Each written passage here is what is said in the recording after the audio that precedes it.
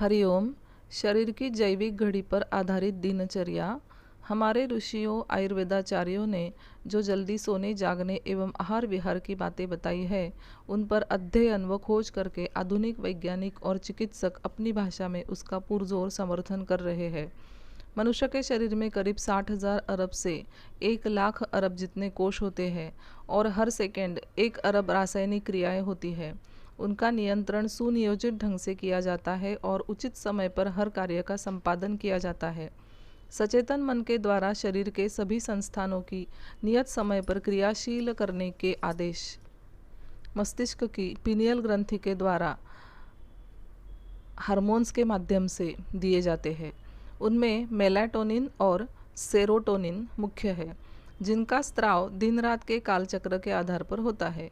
यदि किसी वजह से इस प्राकृतिक शारीरिक कालचक्र या जैविक घड़ी में विक्षेप होता है तो उसके कारण भयंकर रोग होते हैं, जिनका इलाज सिर्फ औषधियों से नहीं हो सकता। और यदि अपनी दिनचर्या, खान पान तथा नींद को इस कालचक्र के अनुरूप नियमित किया जाए तो इन रोगों से रक्षा होती है और उत्तम स्वास्थ्य एवं दीर्घायुष्य की प्राप्ति होती है। इस कालचक्र के विक्षेप से सिर दर्द, सर्दी से लेकर कैंसर जैसे रोग भी हो सकते हैं।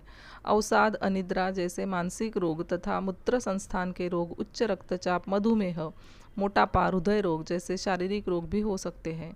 उचित भोजन काल में पर्याप्त भोजन करने वालों की अपेक्षा अनुचित समय कम भोजन करने वाले अधिक मोटे होते जाते हैं और उनमें मधुमेह की संभावना बढ़ जाती है। अतः हम क्या खाते हैं, कैसे सोते हैं, यह जितना महत्वपूर्ण है उतना ही महत्वपूर्ण है हम कब खाते हैं या सोते हैं। अंगों की सक्रियता के अनुसार दिनचर्या। प्रातः 3 से 5 यह ब्रह्म मुहूर्त का समय है। इस समय फेफड़े सर्वाधिक क्रियाशील रहते हैं। ब्रह्म मुहूर्त में थोड़ा सा गुनगुना पानी पीकर खुली हवा में घूमना चाहिए। इस समय दीर्घ श्वसन करने से फेफड़ों की कार्यक्षमता खूब विकसित होती है। उन्हें शुद्ध वायु, ऑक्सीजन और ऋण आयन विपुल मात्रा में मिलने से शरीर स्वस्थ व स्फूर्तिमान होता है।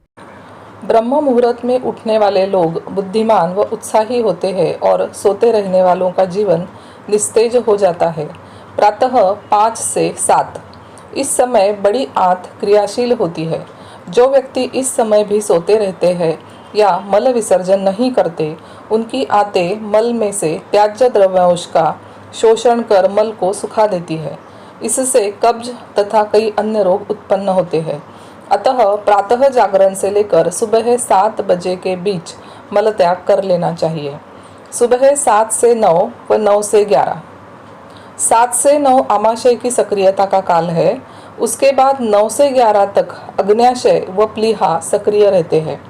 इस समय पाचक रस अधिक बनते हैं, अतः करीब 9 से 11 बजे तक का समय भोजन के लिए उपयुक्त है। भोजन से पहले रम रम रम बीज मंत्र का जप करने से जठराग्नि और भी प्रदीप्त होती है। भोजन के बीच बीच में गुनगुना पानी अनुकूलता अनुसार घूंट घूंट पिए। इस समय अल्पकालिक स्मृति सर्वोच्च स्थिति में होती है तथा एकाग्रता व विचार शक्ति उत्तम होती है।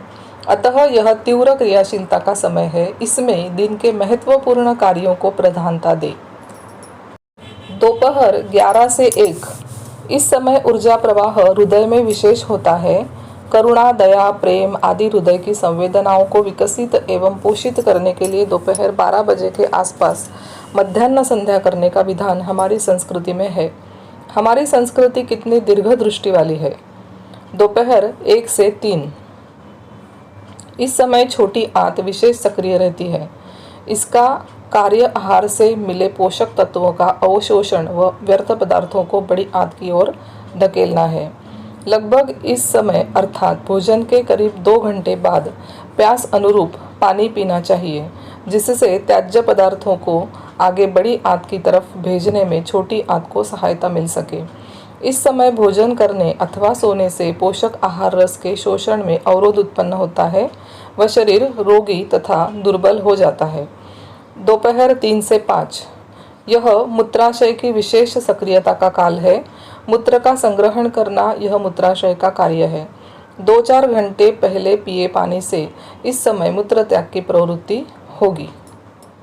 शाम 5 से 7 इस समय जीवनी शक्ति गुर्दों की ओर विशेष प्रवाहित होने लगती है। सुबह लिए गए भोजन की पाचन क्रिया पूर्ण हो जाती है। अतः इस काल में सायं भूत्वा लघु हितम अष्टांग संग्रह अनुसार हल्का भोजन कर लेना चाहिए। शाम को सूर्यास्त से 40 मिनट पहले भोजन कर लेना उत्तम रहेगा। सूर्यास्त के 10 मिनट पहले से 10 मिनट बाद तक संध्या काल में भोजन न करें। न संध्यायोः भुंजित। सुश्रुत संहिता। संध्या कालों में भोजन नहीं करना चाहिए। न अति सायं अन्नम अश्नीयात। अष्टांग संग्रह। सायंकाल रात्रि काल में बहुत विलंब करके भोजन वर्जित है।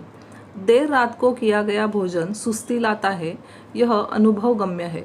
सुबह भोजन के 2 घंटे पहले तथा शाम को भोजन के 3 घंटे बाद दूध पी सकते हैं।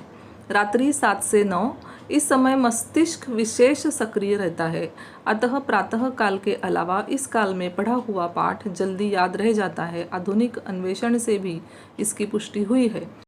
शाम को दीप जलाकर दीप ज्योति परम ब्रह्म आदि स्तोत्र पाठ व शयन से पूर्व स्वाध्याय अपनी संस्कृति का अभिन्न अंग है। रात्रि 9 से 11 इस समय जीवनी शक्ति रीढ़ की हड्डी में स्थित मेरुरज्जा में विशेष केंद्रित होती है। इस समय पीठ के बल या बाई करवट लेकर विश्राम करने से मेरुरज्जु को प्राप्त शक्ति को ग्रहण करने में मदद मिलती है। इस समय की नींद सर्वाधिक विश्रांति प्रदान करती है और जागरण शरीर व बुद्धि को थका देता है। रात्रि 9 बजने के बाद पाचन संस्थान के अवयव विश्रांति प्राप्त करते हैं, अतः यदि इस समय भोजन किया जाए तो वह सुबह तक जठर में पड़ा रहता है, पचता नहीं है और उसके सड़ने से हानिकारक द्रव्य पैदा होते हैं जो अम्ल यानी कि एसिड के साथ आंतों में जाने से रोग उत्पन्न करते हैं। इसलिए इस समय भोजन करना खतरनाक है।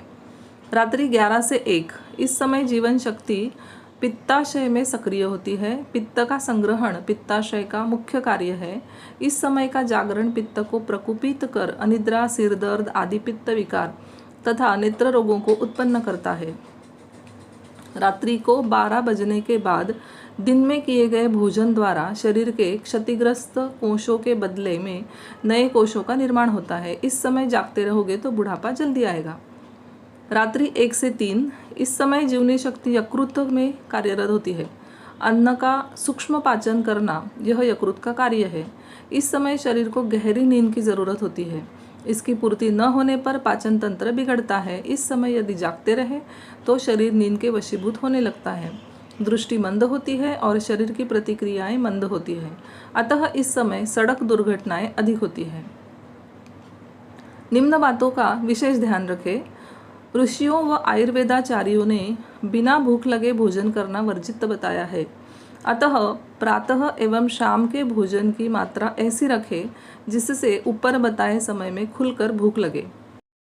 सुबह व शाम के भोजन के बीच बार बार कुछ खाते रहने से मोटापा, मधुमेह, हृदय रोग जैसी बीमारियों और मानसिक तनाव व अवसाद, मेंटल स्ट्रेस एंड डिप्रेशन आदि का खतरा बढ़ता है। जमीन पर कुछ बिछाकर सुखासन में बैठकर ही भोजन करें। इस आसन में मूलाधार चक्र सक्रिय होने से जठराग्नि प्रदीप्त रहती है। कुर्सी पर बैठकर भोजन करने से पाचन शक्ति कमज़ोर तथा खड़े होकर भोजन करने से तो बिल्कुल नहीवत हो जाती है। इसलिए बुफे डिनर से बचना चाहिए। भोजन से पूर्व प्रार्थना करें, मंत्र बोले या गीता के 15वें अध्याय का पाठ करें। इससे भोजन भगवत प्रसाद बन जाता है। मंत्र है हरिर्दाता हरिर्भोक्ता हरिरन्नम प्रजापति हरिः सर्व शरीरस्थो भूंगते भोजयते हरिः। भोजन के तुरंत बाद पानी ना पिए, अन्यथा जठराग्नि मंद पड़ जाती है और पाचन ठीक से नहीं हो पाता। अतः 1.5-2 घंटे बाद ही पानी पिए। फ्रिज का ठंडा पानी कभी ना पिए। पानी हमेशा बैठकर तथा घूंट घूंट करके मुंह में घुमा घुमा के पिए। इससे अधिक मात्रा में लार पेट में जाती है जो पेट के अम्ल के साथ संतुलन बनाकर दर्द, चक्कर आना, सुबह का सिर दर्द आदि तकलीफ़ें दूर करती है। भोजन के बाद 10 मिनट वज्रासन में बैठे, इससे भोजन जल्दी पचता है। पृथ्वी के चुंबकीय क्षेत्र का लाभ लेने हेतु सिर पूर्व या दक्षिण दिशा में करके ही सोए, अन्यथा अनिद्रा जैसी तकलीफें होती है।